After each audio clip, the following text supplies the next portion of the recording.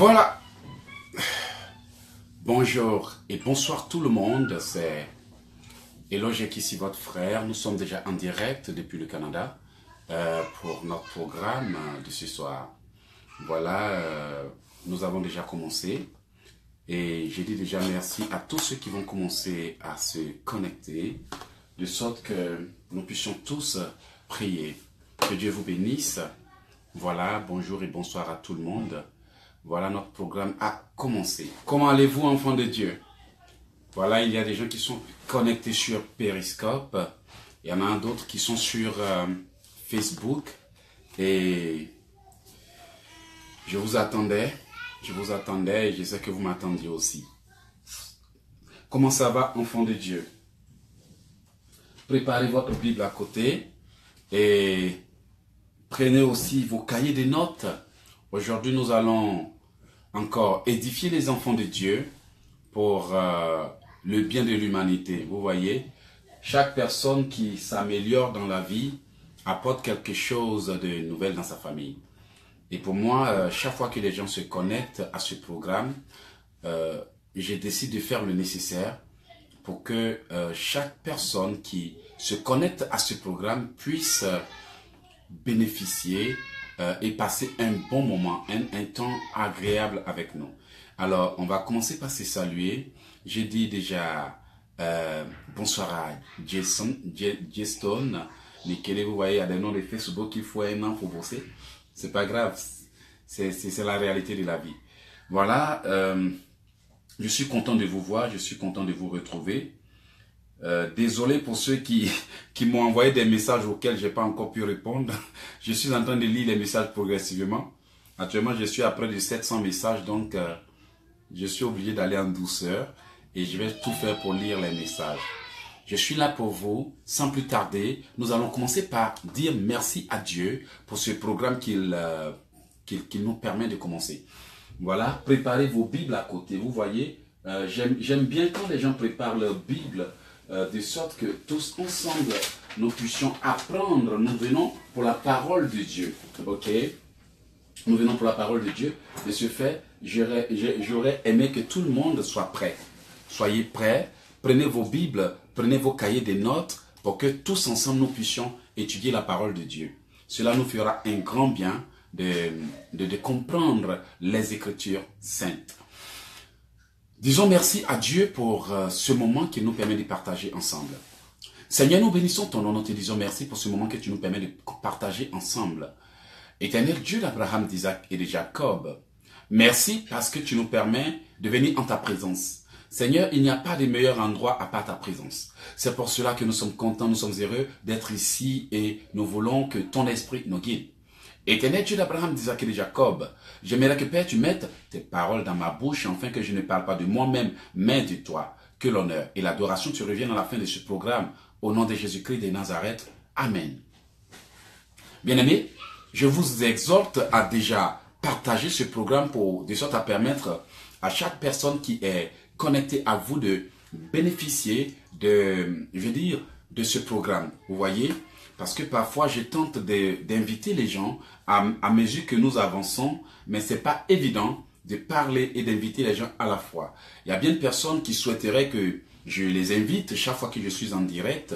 Voilà. Donc, si vous avez déjà des groupes auxquels vous avez déjà souscrit, je vous prie de bien vouloir partager ce programme déjà à ces groupes pour que nous puissions déjà commencer. S'il vous plaît, faites-le pour me donner un petit coup de main. Vous voyez, ça demande beaucoup d'énergie pour parler, beaucoup d'énergie pour prier pour tous ceux qui sont connectés à la fois. Parfois, nous sommes 10 000 personnes, parfois nous sommes 3 000, 3 500, jusqu'à je ne sais quel nombre de personnes suivent.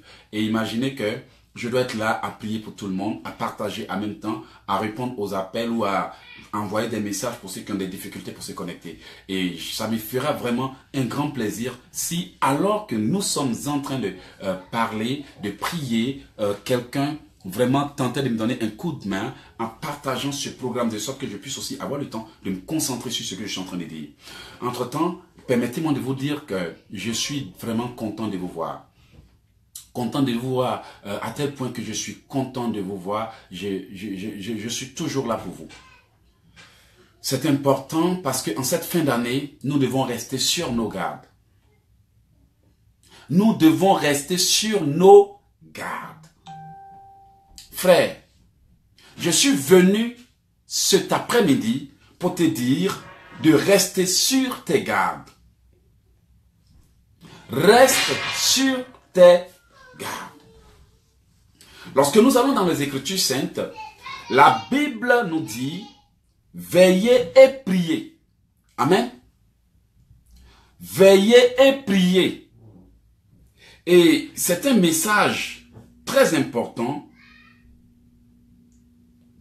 qui nous dit, selon Matthieu 25, 13. Matthieu chapitre 25, verset 13. Nous allons lire la parole de Dieu en Matthieu 25, de 12. Bon, on va commencer un peu plus haut pour que les gens puissent comprendre. Parce que parfois, lorsque nous enseignons aux enfants de Dieu, nous prenons quelques écritures saintes sans toutefois prendre le temps de bien lire et de bien expliquer. Et on donne des choses que les gens ne comprennent pas parce qu'on n'a pas commencé soit au début de l'histoire ou on n'a pas terminé l'histoire pour que les gens puissent bien comprendre.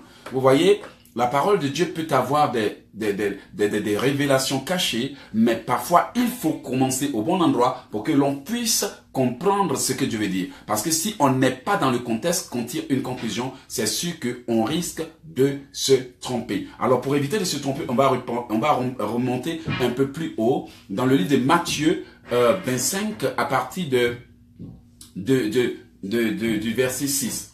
Je lis la parole de Dieu, s'il vous plaît. Soyez concentrés. Au milieu de la nuit, on cria, « Voici l'époux, allez à sa rencontre. » Alors, toutes ces vierges se réveillèrent. Amen. Vous êtes là? Alors, je remonte un peu plus haut. Là, il s'agit des vierges. La parole de Dieu nous dit en Matthieu que, alors, le royaume des cieux sera semblable à 10 vierges qui, ayant pris leur lampe, allèrent à la rencontre de l'époux. 5 d'entre elles étaient folles et 5 sages. Les folles, prenant leur lampe, ne prirent point de l'huile avec elles. Mais les sages prirent leur lampe, avec leur lampe de l'huile dans des vases. Comme l'époux tardait, toutes s'assoupirent et leur lampe s'endormit, excusez-moi. Au milieu de la nuit, on cria, « Voici l'époux, allez à sa rencontre. » Alors, toutes ces vierges se réveillèrent et préparaient leur lampe. Les folles dirent aux sages, « Donnez-nous de votre huile, car nos lampes s'éteignent. » Alors, les sages répondirent, « Non, il n'y en aurait pas assez pour nous et pour vous. Allez plutôt chez ceux qui en vendent. » Et vous voyez, allez plutôt chez ceux qui en vendent et achetez-en pour vous. Pendant qu'elles allaient acheter, l'époux arriva. Celle qui était prête entrait avec lui dans la salle des noces et la porte fut fermée. Plus tard, les autres vierges vinrent et dirent, « Seigneur, Seigneur, ouvre-nous. » Mais il leur répondit, « Je vous le dis en vérité, je ne vous le connais pas. Veillez donc puisque vous ne savez ni le jour ni l'heure. » Amen. La parole de Dieu nous dit ici de veiller et de prier. Ça, c'est très important.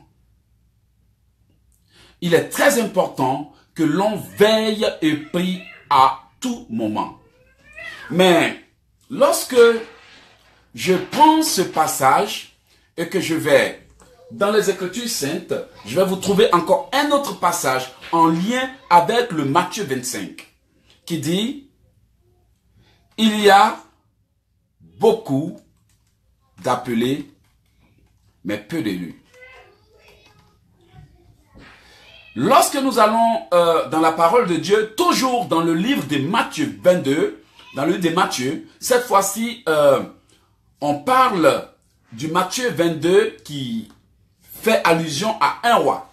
Jésus prend encore la parole et leur parla de nouveau en parabole. Vous voyez pourquoi beaucoup se trompent dans les explications de la parole de Dieu. La parole de Dieu est souvent comme un message codé, je vous assure, bien aimé. Parfois, il faut lire la parole de Dieu et méditer, réfléchir, poser des questions à Dieu.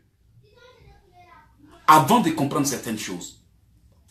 Et parfois, nous faisons juste des lectures sans toutefois demander à Dieu d'approfondir notre connaissance pour que nous puissions décoder ce qui est caché.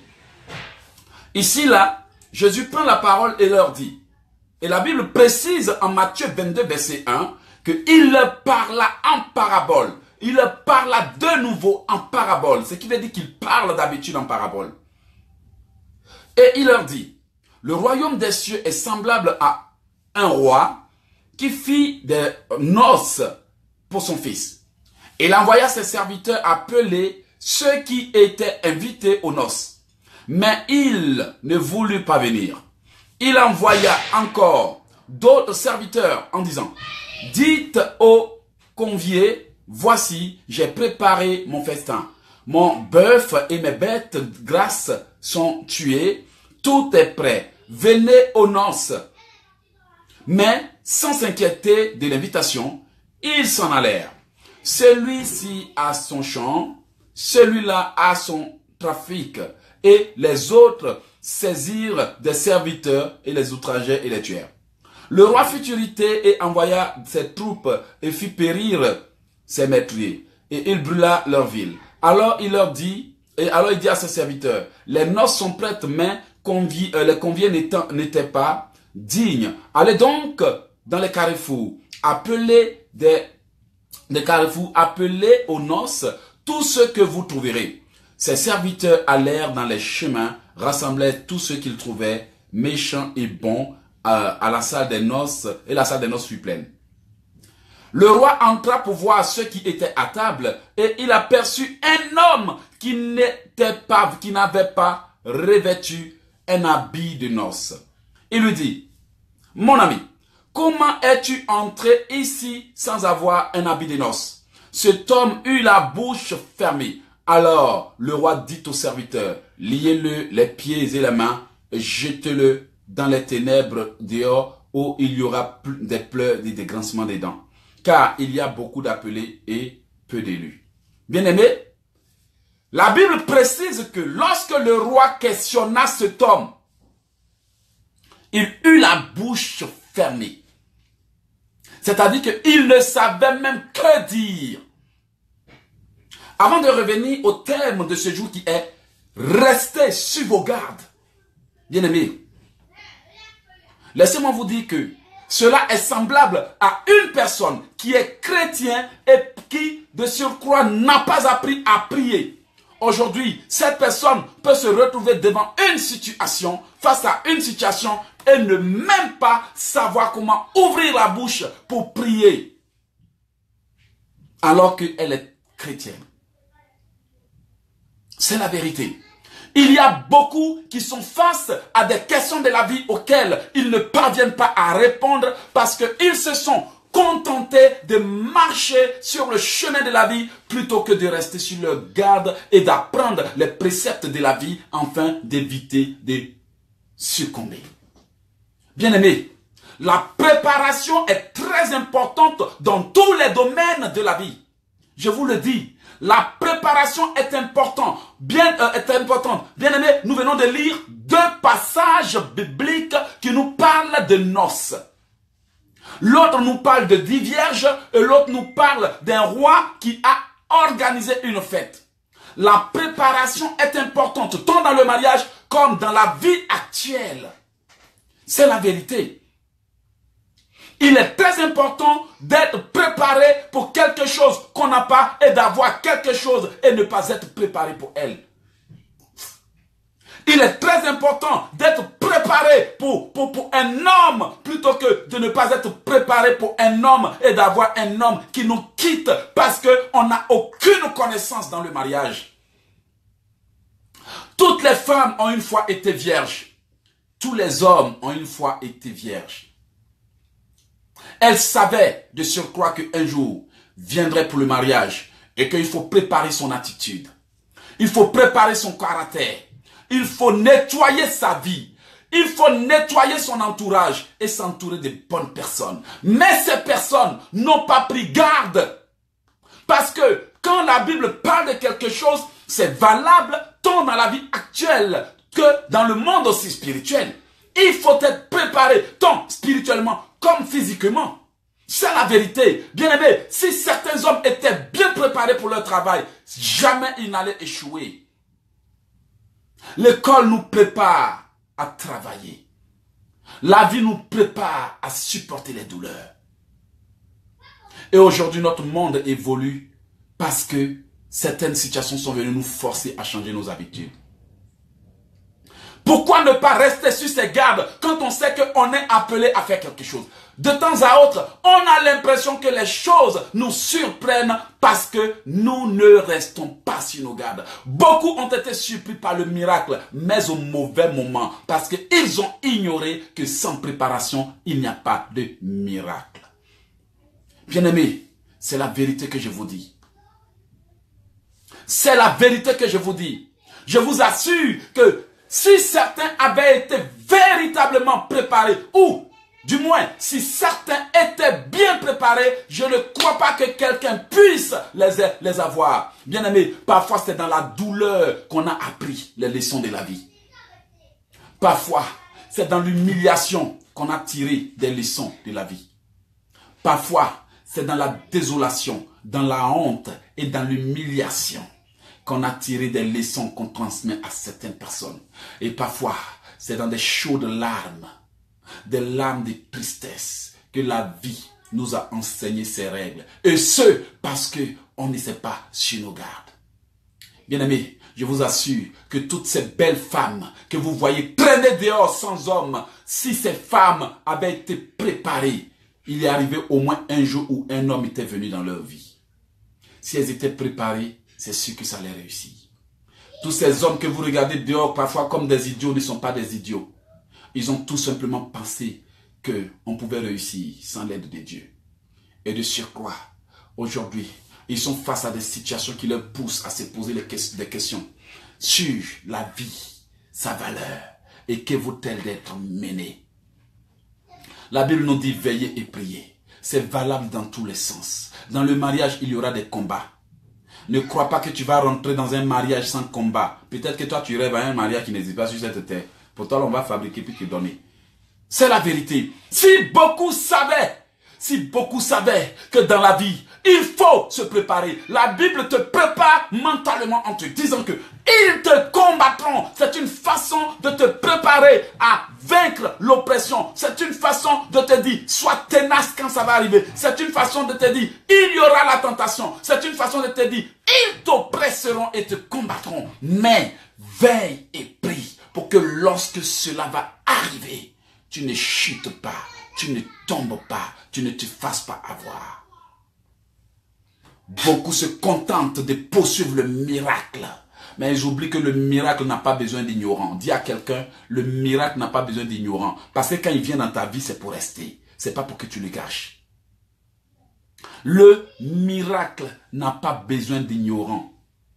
Parce que beaucoup ont eu des miracles auxquels, c'est-à-dire dont ils n'ont pas profité. Beaucoup ont eu des mariages dont ils n'ont pas profité. Beaucoup ont eu des sommes d'argent dont ils n'ont pas profité. Beaucoup ont des dons et des guérisons dont ils n'ont pas profité. Tout simplement parce qu'ils ont ignoré que le miracle n'a pas besoin d'ignorants. Le miracle, quand il vient dans ta vie, c'est pour rester. Et quand tu le gâches, il est déçu. Et il dit, Seigneur, tu n'aurais pas dû m'envoyer dans la vie de telle personne. Quelle désolation. Parfois, la richesse vient frapper à nos portes et elle déménage. J'ai pas besoin de quelqu'un qui est ignorant, qui sait même pas gérer, moi, richesse. Quelqu'un qui sait même pas me traiter, moi, richesse. Alors, je préfère déménager. Quelle femme va être avec un homme qui ne la satisfait pas? Quel bonheur va être avec quelqu'un qui ne le comprend pas? Quelle richesse va être avec quelqu'un qui ne comprend pas les principes de la vie? Bien-aimés, parfois, nous forçons nos bénédictions à déménager. Nous forçons notre mariage à déménager à cause du manque de conscience et de connaissance. Beaucoup de femmes ont vu leur mari déménager pour aller chez une autre parce qu'elles n'ont pas compris qu'il faut veiller et prier, tant bien même que tu es dans le mariage. Pour vous, tout est acquis. C'est quand le malheur frappe à la porte que vous cherchez le remède, alors que vous devriez dû être préparé. pour dire que oui, quand je suis marié, je suis combattu. Alors, il y aura la tempête, les disputes et les confusions. Alors, je me prépare à cela. De sorte que quand ça va arriver, je tienne ferme. Aujourd'hui, l'ennemi a réussi à briser nos couples parce que nous n'avons pas veillé et prié pour préserver ces couples. Nous sommes tous coupables de négligence. Voici pourquoi la vie nous impose sa sentence. Nous sommes tous coupables de négligence. Reconnaissons notre part de vérité et Dieu aura compassion de nous. Mais tant qu'on sera là à nous gonfler le dos, à faire comme si nous sommes les seuls justes et que les autres sont les seuls coupables, là, la Bible dit que Dieu n'aime pas les orgueilleux. Quand tu commences à ne pas reconnaître ton tort et à ne jeter le blâme que sur les autres, là, il va te montrer que toi aussi tes doigts t'accusent. Frères et sœurs, il est écrit, veillez et priez.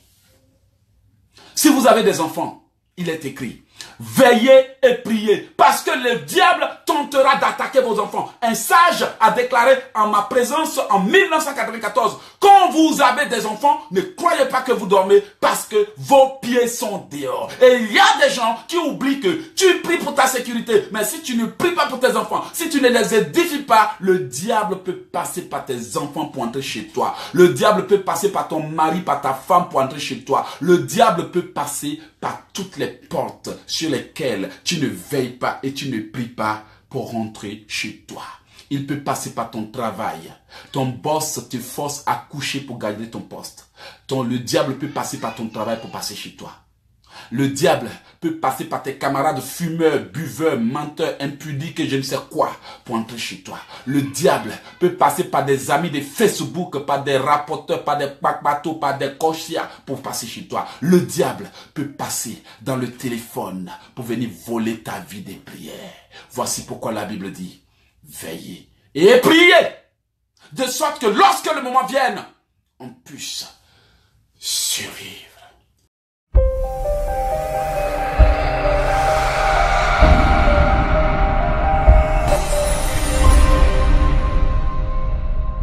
Salut à tous, un petit message pour remercier Euloge pour ses merveilleux livres. Sincèrement, depuis que j'ai mis la main sur les livres d'Euloge, ma vie est en train de changer. Ma façon de prier a changé et j'ai vraiment trouvé comment combattre l'ennemi.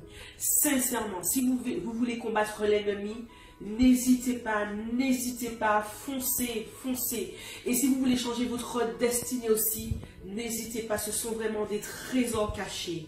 Sincèrement, que l'Euloge et qu'ici soit béni, lui et sa famille, que le Seigneur déverse sur lui une pluie de bénédiction. Sincèrement, je vous garantis que ma vie est en train de changer.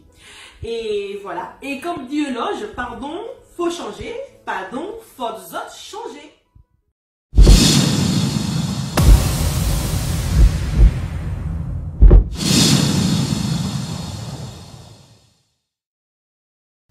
Faute de connaissances, mon peuple périt. Le peuple périt parce qu'il ne veille pas, parce qu'il ne se prépare pas. Le peuple périt parce qu'il est conscient du fait qu'il y a une bataille, mais il ne se prépare pas à mener cette bataille. Bien-aimé, j'ai été dans les arts martiaux pendant 13 ans. J'ai gagné des médailles et j'ai aussi perdu des combats avant de venir à Jésus. J'ai gagné des médailles. Il y a des fois, je venais et puis je portais lunettes noires.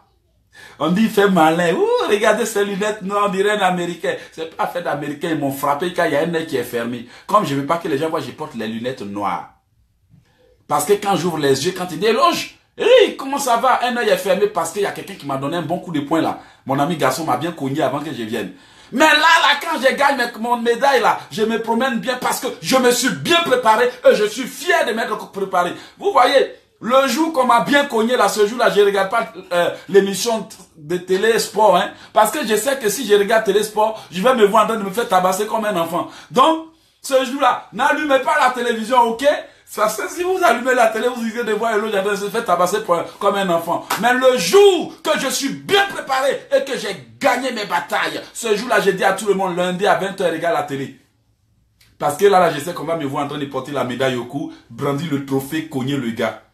Oui, la préparation est primordiale. Arrête de rire de moi, quitte là-bas. Pardon, faut changer. On vient souvent montrer aux enfants de Dieu comme si on était des princes. On n'est rien. Il faut enseigner de par ton expérience pour que les gens veillent et prient. Bien-aimé, Toutes les batailles que j'ai gagnées, je les ai gagnées parce que je me suis bien préparé. Aujourd'hui, je peux gagner mes combats spirituels parce que dans la prière, je suis bien préparé. La vie m'a préparé. La douleur m'a préparé. La misère, la pauvreté m'a préparé. Les injures et les critiques des hommes, le mépris, la haine humaine m'a préparé. Et aujourd'hui, je peux dire que j'ai appris un peu de la vie. Mais toutes ces douleurs qu'on subit inutilement, on peut les éviter tout simplement en sachant qu'un jour viendra où nous aurons besoin de faire face à certaines choses. Alors, veillons et prions. Il y a des gens à qui Dieu refuse de donner certaines choses à cause de leur manque de préparation. À l'époque où j'avais reçu une invitation pour la France, je n'étais pas préparé. Et là, j'ai échappé à la mort. Le Seigneur a refusé ce voyage. Il m'a dit, Éloge, si tu t'en vas, ils vont te tuer. Le jour, la servante, au lieu de me donner une bonne prophétie, a dit, Éloge, Dieu ne veut pas que tu ailles. Il dit, pourquoi il ne veut pas que j'aille? Pourquoi? Quelqu'un, est-ce qu'il ne veut pas que j'aille? Pourquoi il permet que j'ai l'opportunité? Bien aimé, il y a des opportunités qui peuvent venir dans ta vie même quand Dieu ne veut pas. C'est la vérité. Il y a des opportunités qui peuvent venir au mauvais moment. Tu n'es pas préparé et puis ça vient. Et là, ils ont essayé de me zigouiller. Effectivement, la servante avait raison. De toute façon, on m'a loupé en rêve là. Des fois, ce sont les tonnerres, les bombes, les vents qui explosaient dans mes rêves. Ça fait rire, mais bien aimé, j'ai échappé à la mort. J'ai échappé à la mort. Si je vous dis combien de fois, à cause des petites invitations d'il y a un mois, ils ont failli me bouffer. Parce que je n'étais pas préparé. Le Seigneur m'a regardé et dit, mon fils, pour l'amour que j'ai pour toi, je refuse ce voyage. Et ce jour-là, j'ai pleuré devant Dieu. Je l'ai même dit que si tu ne me donnes pas voyager, je vais quitter devant toi, je vais aller où dans le monde. Il m'a dit, si tu veux, va, c'est toi, tu as couru pour revenir quand ils vont te poursuivre encore. Il y a des chrétiens qui sont là. Seigneur, si tu ne me bénis pas, je retourne dans le monde. Toi, il faut partir. Demain, là, tu as couru pour venir. Tu as couru pour venir, ça va te tourner. Frère, il y a des miracles que Dieu refuse quand il pense que cela va devenir une cause de douleur pour nous. Parce qu'il est écrit, les bénédictions de l'Éternel ne sont suivies d'aucun chagrin. Ce sont les bénédictions de l'Éternel qui enrichissent. C'est la bénédiction de l'Éternel qui enrichit. Donc, il y a des gens, ce n'est pas la sorcellerie qui les bloque, mais c'est Dieu qui attend qu'ils soient préparés. C'est Dieu qui attend qu'ils comprennent que dans le mariage, il y a des choses à apprendre. Sans quoi tu vas aller insulter ton mari pour rien. Dans le mariage, il y a des choses à apprendre. Sinon, tu vas aller renverser ton foyer. Dans le mariage, il y a des choses à apprendre. Sinon, tu vas aller toujours lancer coup de poing. Il y a des gens que c'est Dieu qui est en train d'attendre qu'ils comprennent la valeur de ce qu'il veut leur donner avant de les bénir. Bien-aimé, le Seigneur m'a appris à comprendre la valeur de ce qu'il voulait me donner. Et aujourd'hui, j'ai encore beaucoup à apprendre parce que j'ai encore beaucoup de difficultés à régler. Mais je ne veux pas attendre que tout soit parfait avant de venir partager mon expérience.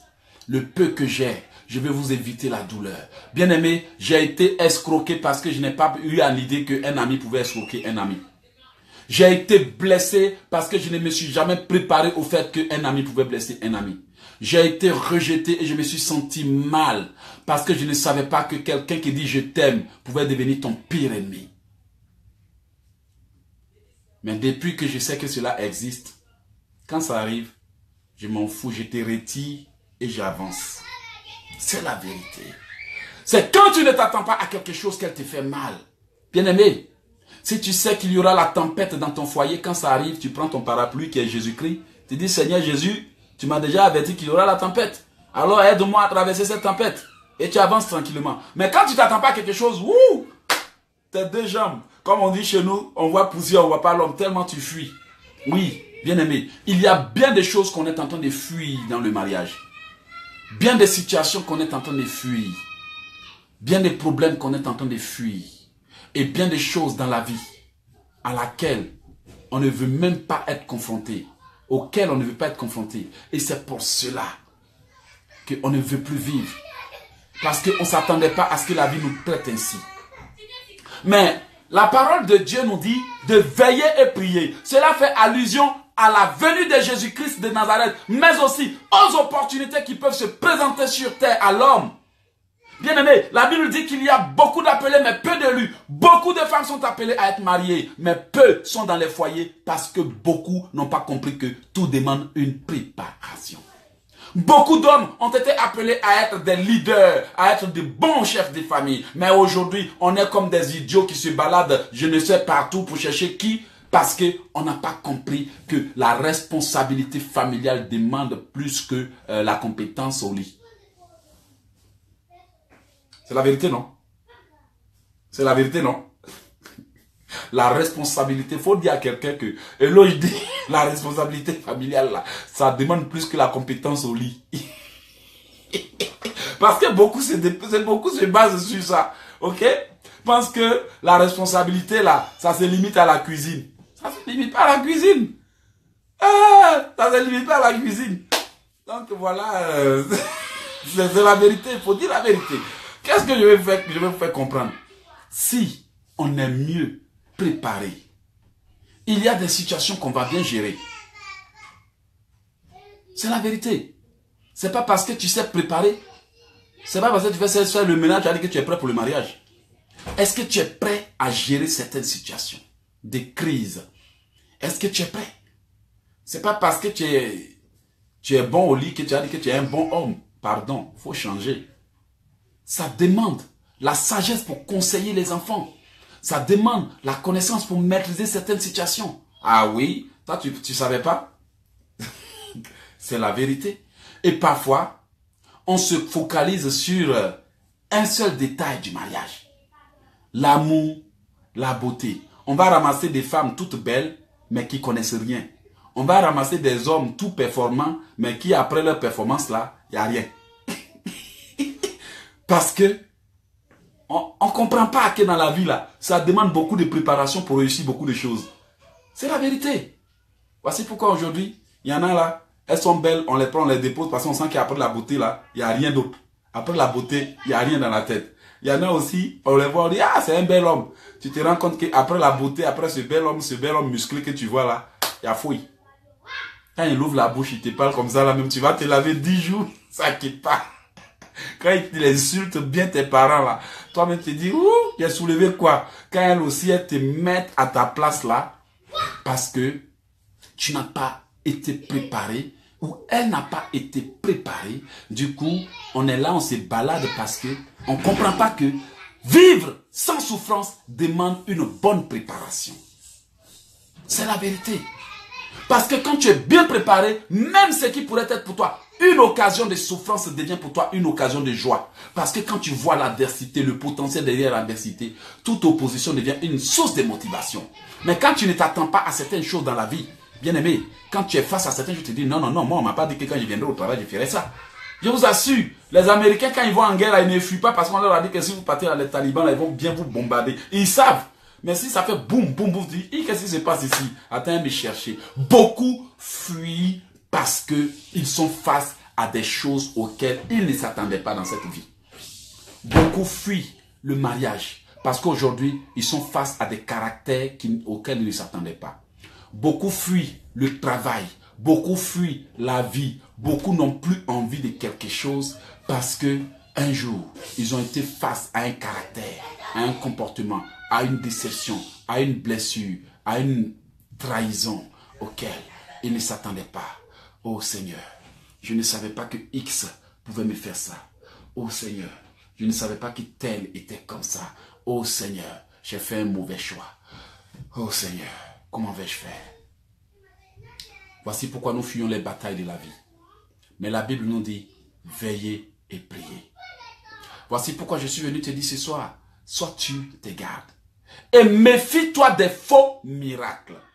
Sois sur tes gardes et méfie-toi des faux miracles. Il y a des chrétiens qui sont tellement à la poursuite des miracles qu'ils oublient que eux-mêmes, ils sont un miracle. Bien-aimé, moi-même, je suis un miracle. Dis à quelqu'un, moi-même, je suis un miracle. Il y a un miracle dans ma bouche. À force de trop poursuivre le miracle, on finit par tomber par-dessus les faux prophètes. Quand je parle à mes frères et sœurs, Ah oui, je suis à l'église catholique, là-bas on fait des miracles. Je suis chez les musulmans, là-bas on fait des miracles. Je suis chez les... Écoutez, dégagez avant que je me fâche. Si vous voulez que la vérité vous fasse mal ou pas, je m'en fous. C'est la vérité que je vous dis. Satan aussi fait des miracles. Il y a des églises évangéliques aussi qui sont dans le mysticisme, dans la sorcellerie, qui font aussi des miracles. Donc écoutez, on ne va pas justifier une église pour ses miracles. Parce que la foi, qu'elle vienne d'un chrétien ou pas, va produire, j'ai dit, des miracles. Et Satan est capable de te répondre à tes prières pour garder ton âme dans l'ignorance jusqu'à ce qu'il soit trop tard. Alors ne viens pas me ramasser n'importe quoi pour me dire que je suis allé là-bas, ils ont fait des miracles. Je m'en fous. Satan aussi fait des miracles. Le diable aussi fait des miracles. Le féticheur aussi fait des miracles. Les francs-maçons aussi font des miracles. C'est la vérité. Donc on ne va pas justifier une église, qu'elle soit évangélique, catholique ou je ne sais quoi, parce qu'on fait des miracles. Moïse était allé en Égypte et devant lui, Pharaon a appelé ses magiciens. Il dit, oh mes petits gars, venez. On va tester ce Moïse-là, cet orgueil de Moïse-là. Et là, la Bible déclare que les magiciens de Pharaon étaient capables de faire sortir des serpents à partir des bois. Ils ont fait, Moïse et Pharaon se sont battus, ils ont lutté parce que Moïse faisait des miracles pour montrer que c'est Dieu qui l'a envoyé. Et Pharaon aussi faisait des miracles pour montrer que lui aussi ses idoles et ses fétiches étaient puissants. Donc, vous n'allez pas me justifier vos églises, vous n'allez pas me justifier vos pasteurs, vos je ne sais quoi pour des miracles. C'est Jésus-Christ qui est le miracle, l'ultime miracle. Alors, soyez sur vos gardes parce que le diable est capable de vous transformer des pierres en morceaux de pain, de vous offrir le monde pour mieux gagner votre âme. Alors ne venez pas me dire que j'ai été dans telle église, on m'a béni. Est-ce qu'on te prêche l'évangile comme il faut? Est-ce qu'on te prêche la vérité comme il faut? On peut vous blaguer avec des miracles pour gagner vos cœurs. Et voici maintenant pourquoi certaines femmes en quête de miracles se sont laissées voler, abuser parce qu'elles sont là pour des miracles. Sois là pour Jésus-Christ de Nazareth au lieu de miracles. Parce que toi-même, tu es un miracle.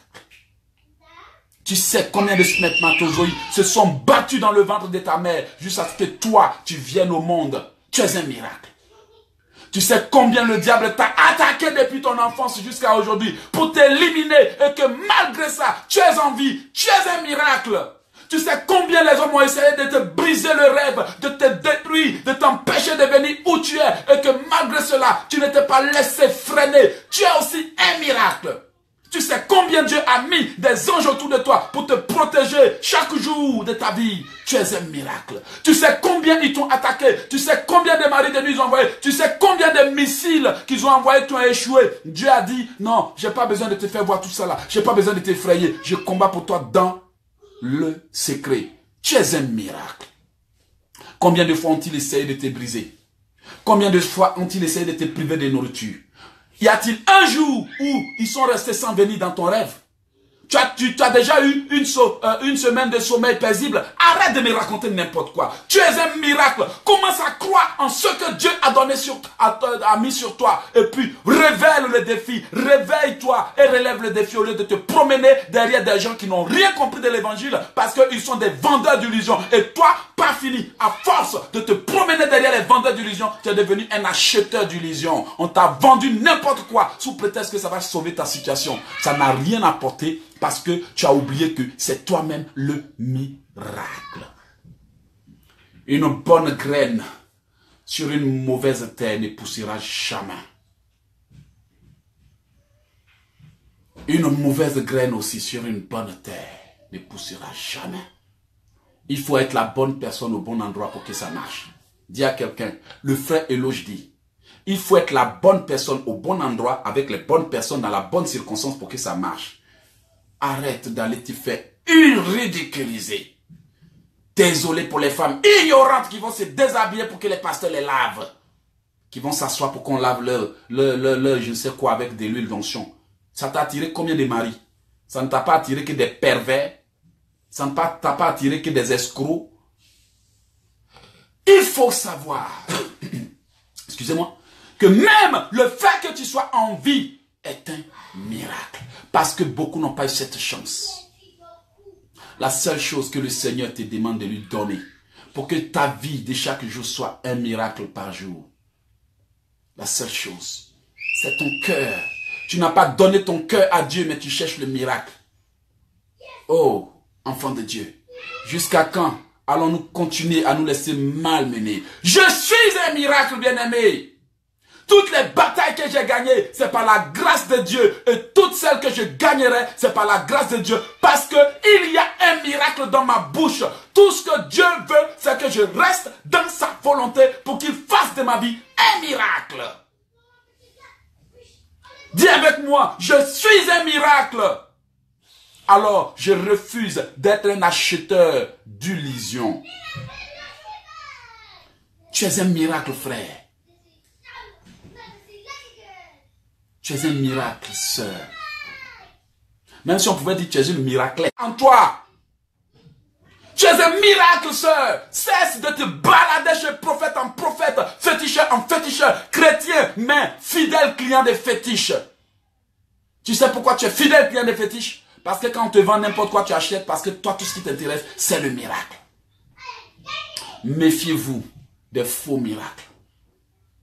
Bien-aimé, le miracle ne justifie pas la présence de Dieu. Mettez-vous ça dans la tête.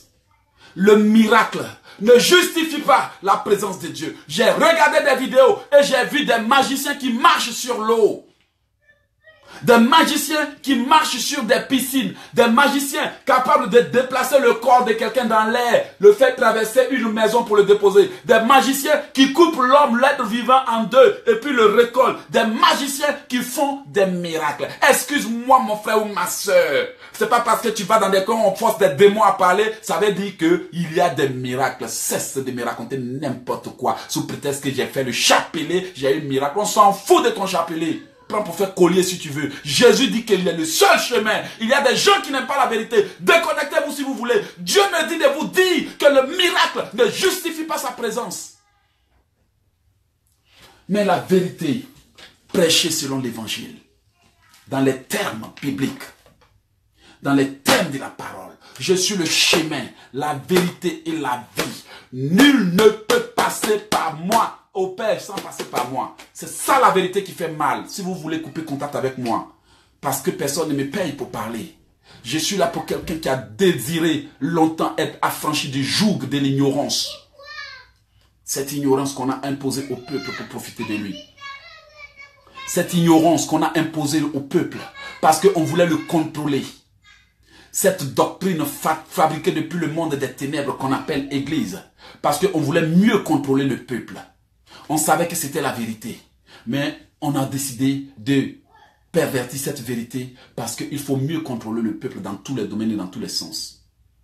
Tu penses que ta vie, le miracle justifie la présence de Dieu?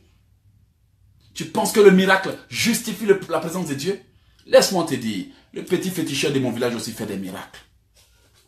Le petit marabout de mon village aussi est capable de te faire trouver un enfant au bord de la route. Alors, s'il te plaît, frère, s'il te plaît, sœur, peut-être que tu es d'une confession religieuse où tu te sens indexé. Écoute là, on n'est pas là pour l'église. On est là pour l'évangile. Si tu es là pour faire la guerre des églises, c'est que tu n'as rien compris encore. Si tu es là pour justifier, défendre ta religion, tu n'as rien compris encore. Défends ta connaissance de l'évangile. Défends ta relation avec Jésus-Christ. Tu n'es pas d'accord avec ce que je dis? Tant pis. La vérité, c'est ça qui compte. Parce qu'il y a des gens qui ont besoin de cette vérité. Longtemps, le peuple a été maintenu dans un lieu où on n'a pas voulu qu'il accède à la véritable connaissance pour qu'on puisse mieux le contrôler. Allez-y dans le passé et lisez l'histoire de l'Église. Allez-y dans le passé et voyez combien il y a eu des batailles même pour que la Bible ne soit pas éditée comme il fallait. Allez-y dans le passé et voyez quel était l'objectif des missionnaires quand ils venaient en Afrique avec des Bibles. Leur but, ce n'était pas d'enseigner la vérité. Ils savaient que la vérité se trouvait dans la Bible. Mais ils avaient un objectif à atteindre avec la Bible. Beaucoup de pasteurs, de faux pasteurs, de prophètes et autres savent que la vérité est dans la Bible. Mais leur mission n'est nullement pas prêcher cette vérité. Juste se faire de l'argent. Donc, il ne faut pas venir me raconter que parce que tu as eu un miracle, je ne sais où, je suffit que Dieu est là-bas. Pharaon aussi a fait des miracles. Les francs-maçons aussi font des miracles. Le diable aussi fait des miracles. Ah oui, le diable aussi fait des miracles. Et tu es là depuis des années. Tu es là, on t'utilise, on te manipule, on t'influence. Et il y a des gens qui sont dans des églises parce que on leur donne des cadeaux. Je suis d'accord, la charité, tout le monde peut pratiquer. C'est bien, on vous fait du bien, je suis d'accord. Ok? Mais prends la vérité dans sa forme, telle que la parole de Dieu veut qu'on la prêche. C'est ça, la vérité. Parce que tu peux me mettre devant un fétiche, me faire tous les cadeaux du monde et me dire que c'est la Bible qui dit d'être gentil. Oui, la Bible dit d'être gentil, mais est-ce que le fétiche là, la Bible me dit d'adorer un fétiche ou une statue? Non! Quand la vérité est modifiée, mélangée, trafiquée, vous devez comprendre que on ne peut pas mélanger le ténèbre et la journée. Le soleil et la lune nous donnent un exemple pour dire que parfois, il faut que certaines choses cèdent place à certaines choses. Le jour et la nuit se disent que non, la nuit, on peut pas régner ensemble. Soit tu es dans les ténèbres ou tu es dans la lumière. Mais il y a des gens qui mélangent un peu de tout. Parce qu'on t'a mis là pour te faire je ne sais quoi. Pour toi, tu es chez Dieu. Non. Non. Le miracle ne justifie pas que Dieu est quelque part. Mais la vérité prêchée telle que les Écritures saintes nous le demandent, la présence de l'Esprit, c'est ça. Il y a des gens qui prient, oui, je suis parti là, j'ai senti la présence de l'Esprit Saint. Tu es sûr que c'est l'Esprit Saint? Les démons aussi peuvent remplir un environnement et puis te faire croire que c'était l'Esprit Saint. Le démon aussi peut remplir un environnement. La présence de Satan aussi peut te faire sentir que tu étais quelque part où tu as senti des manifestations, on s'en fout. Est-ce que c'était vraiment l'Esprit Saint? C'est la vérité. Bien-aimé, c'est la vérité. Le peuple a été maintenu là où on n'a pas voulu qu'il comprenne la puissance de l'évangile. Le peuple a été longtemps maintenu là où on n'a pas voulu qu'il comprenne qu'il est un miracle. Parce que la Bible dit, du fruit de ta langue. Il est écrit nulle part que c'est du fruit de la langue de ton pasteur seulement ou du fruit de la langue de l'auge seulement. Et l'auge ne peut pas pirater la vérité à son bénéfice. Non, je n'ai pas le droit de faire ça. Enseignez aux gens la vérité, vous qui êtes... J'essaie les 18 heures. Enseignez la vérité aux gens. S'il vous plaît. La Bible n'a pas dit que c'est dans la bouche de l'auge seulement que Dieu a mis parole. Il dit, du fruit de ta langue, tu te nourriras. Du fruit de ta langue, frère, sœur, le miracle que tu cherches est là. Seulement fais de bonnes choses avec ta bouche, dis de bonnes choses avec ta bouche, parce que parfois on dit des bêtises. Hein? Dis de bonnes choses avec ta bouche. Fais de bonnes choses avec ta bouche. Tu vas voir que ta bouche sera puissante. Le diable a voulu détruire le pouvoir qui est en l'être humain. Il savait que l'être humain avait une capacité divine. Il sait, vous voyez, quand vous faites des rêves, vous avez des visions. Ça, c'est votre capacité divine qui se manifeste. Quand vous pressentez les choses avant leur manifestation, c'est votre capacité divine qui se manifeste. Quand vous voyez des choses avant d'arriver, quand vous annoncez des choses avant qu'elles n'arrivent, c'est votre capacité divine qui se manifeste. Mais quand vous êtes en colère, est-ce que vous vous souvenez de vos rêves? Quand vous avez des pensées négatives, est-ce que vous vous souvenez de vos rêves? Excusez-moi du terme, quand vous exagérez dans les rapports sexuels, est-ce que vous vous souvenez de vos rêves? Tout commence à disparaître. Quand vous êtes en colère, quand vous commencez à faire n'importe quoi avec la bouche, tout commence à disparaître à un point où, un jour ou l'autre, tu es là, tu ne te souviens plus de tes rêves parce que spirituellement, tu as laissé le diable te fermer les portes. Tu as commencé à mal utiliser ta vie et à partir de ce moment, tu détruis cette capacité divine. L'onction commence à baisser, les dons de vision commencent à disparaître parce que tes yeux sont toujours quelque part là-bas, on ne sait pas ce que tu cherches. Tu vois? Donc finalement, tu fermes les yeux spirituels, tu te bouches les oreilles spirituelles, l'esprit se retire et puis tu ne fais plus de rêves.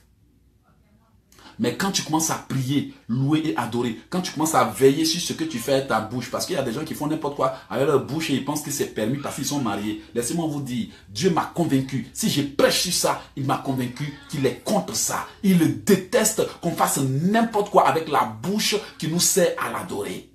C'est la vérité. Le diable s'est assuré que le peuple soit dans la servitude. Voici pourquoi dans les églises même on retrouve des choses qu'on n'est même pas censé d'en parler. Des choses que même c'est tellement désolant d'en parler. Et puis on laisse les gens patauger dedans comme ça. Et puis on avance, on dit, on leur annonce l'arrivée de Jésus. Quelle arrivée de Jésus? On prépare le peuple pour l'enfer ou on le prépare? Mais quand on prépare le peuple pour le royaume des cieux, mais on lui dit ce qui est mauvais. C'est la vérité. On lui dit que sœur, tu ne peux pas faire n'importe quoi avec ta bouche et venir adorer Dieu avec ça. On lui dit que sœur, tu ne peux pas t'habiller n'importe comment et puis venir chanter pour Dieu avec ça. On lui dit que sœur, quand tu te dis que tu es chantre, quand tu te dis que tu es artiste là, ta bouche que tu prends pour chanter pour Dieu là, ça n'a pas besoin d'avoir les rapports intimes. C'est la vérité. Les gens du monde peuvent faire n'importe quoi avec leur bouche. Mais toi qui dis que j'invoque Dieu, toi qui dis que je prie Dieu, ta bouche n'a pas besoin de servir au sexe. Quand on en parle, les gens disent que Eloge dit des choses. Pourquoi je ne vais pas le dire? Ce sont les vérités qu'on ne dit pas et qui font que le peuple n'arrive pas à faire même une prière qui dépasse même le bout de son nez. Parce que le diable sait qu'il tient beaucoup dans leur ignorance. On est souillé. On est sale devant Dieu. On est impur. Parce que nos comportements seulement, quand on décrit ça, ouf, Satan même a peur. Et on dit qu'on est des chrétiens. Et en plus de cela, on dit qu'on est des serviteurs. Tu es en train de prêcher, tu sais que la sœur est mal habillée. Quand tu vas sur son Facebook, tu sais que ses seins sont dehors. Et tu n'as pas le courage de dire, sœur, je suis passé sur ton Facebook, j'ai vu, tu as fait une photo, ta bouche était comme ça.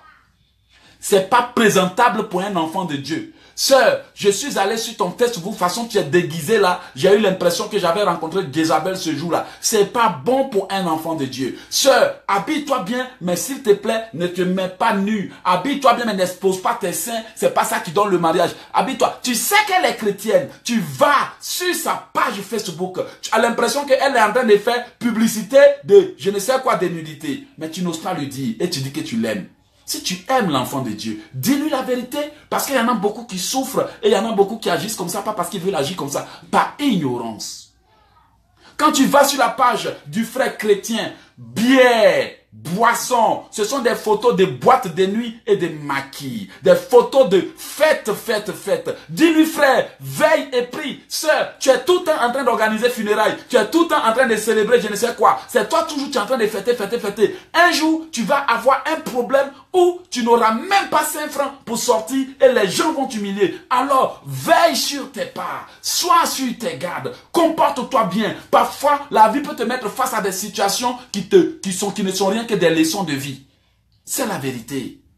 Quand on va sur la page, on voit des gens se comporter comme s'ils ne sont pas des chrétiens. La vérité est bonne. Si on pouvait mettre un chrétien là-bas, mais on allait mettre. On voit des sœurs mal habillées. Des gens avec des photos bouche, on dirait qu'ils sont en train de faire concours de qui a la plus longue bouche. On dirait qu'ils sont en train de faire concours de qui a la plus longue bouche. Et là aussi, quand elles appellent, ah mon pasteur, tu fais publicité de qui? De Satan ou bien de quoi? C'est la vérité. Souvent, il faut poser à certaines personnes la question de savoir, mon frère, tu fais publicité de qui? De Satan ou bien de Jésus? C'est la vérité. Tu es habillé d'une manière bizarre, tu dis que tu es chrétienne. Tu es maquillé d'une façon même qui fait peur, tu dis que tu es chrétienne. Tu es habillé, on dirait, pantalon guiné, on a tracé, coupé, jusqu'à ça dit qu'il reste 1 cm pour qu'on puisse voir ta culotte. Ça dit que tes jambes là, tu exposes d'une manière indirecte. Et tu dis que tu es chrétien. Tu mets tes seins là comme ça, tu les soulèves avec, tu mets des cales en bas pour que tous ceux qui vont passer sur ta page, peut-être qu'il y a quelqu'un qui va tomber dans ton piège. Et tu dis que tu es chrétien. C'est la vérité. Et comme ça, nous qui disons qu'on est des pères spirituels, quand on voit, on n'ose pas dire la vérité à l'enfant de Dieu parce qu'on pense que quand on va lui dire la vérité, il va plus venir à l'église. Mais dis-lui, sœur, je sais que tu as besoin d'aide. Je sais que tu as besoin de mari. Mais quand tu fais ça là, tu attires seulement les plus voyous. Quand tu fais ça, tu attires les voyous. Parce qu'un homme responsable qui a besoin d'une femme responsable, une femme bien préparée, ne cherchera pas quelqu'un qui expose ses seins et qui met sa bouche, on dirait quelqu'un qui est en train de faire concours de la plus longue bouche. C'est la vérité. Il y a beaucoup de nos sœurs chrétiens qui sont en train de faire concours de la plus longue bouche. Si tu vois leur photo là, c'est comme ça. La fois passée, il y a qu'un homme qui m'envoie une photo, on dirait d'aller le gifler. Lui-même avec sa bouche comme ça. Ça m'a tellement énervé que je n'ai même pas voulu répondre à ce gars-là. Il y a beaucoup de chrétiens qui sont en train de faire concours de la plus longue bouche. Et il faut les voir à l'église. Il faut les voir à l'église. Des fervents chrétiens. C'est la vérité. Moi, je dois changer. Je suis d'accord. Mais Dieu n'aime pas les foutaises. Changeons-nous tous. Nous tous, on n'a qu'à changer. C'est la vérité.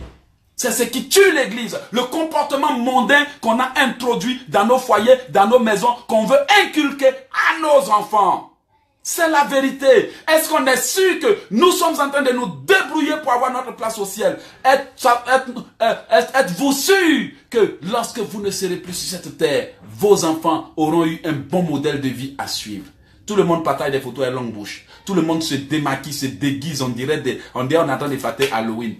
Frère, quand tu te regardes dans le miroir, sœur, quand tu te regardes dans le miroir, tu sais que la personne que tu vois là, c'est pas toi. La vérité est quelque part. Mais pourquoi ne veux-tu pas devenir un chrétien qui est un modèle pour tout le monde? Bien-aimé, je suis un homme comme tout autre. Je peux aller boire et fumer, mais ça ne m'intéresse pas. Ça ne m'intéresse pas. Boire, fumer, ça apporte quoi? Ça apporte quoi? Quand tu mets ça dans ton corps là, ça t'apporte quoi? Quelle satisfaction? Tu t'autodétruis? Si tu dois vivre 100 ans, tu réduis ton temps de trucs. Tu gâches ta vie, tu gâches ta santé, tu pollues ta vie et tu es content. Je vais foutre quoi avec boisson? C'est la vérité. Je vais faire quoi avec boisson? Moi-même, boisson, même quand on prend pour passer devant mon nez, même déjà, j'ai le vertige. J'ai appris votre trésor à aller prendre pour mettre dans ma bouche. C'est la vérité. Ça ne m'apporte rien et ça ne m'envoie rien. Alors autant ne pas me fatiguer pour rien. Dis à quelqu'un, ça ne t'apporte rien de danser dans les boîtes de nuit. Ça ne t'apporte rien de te déguiser. Ça ne t'apporte rien de t'habiller comme ça, alors autant changer.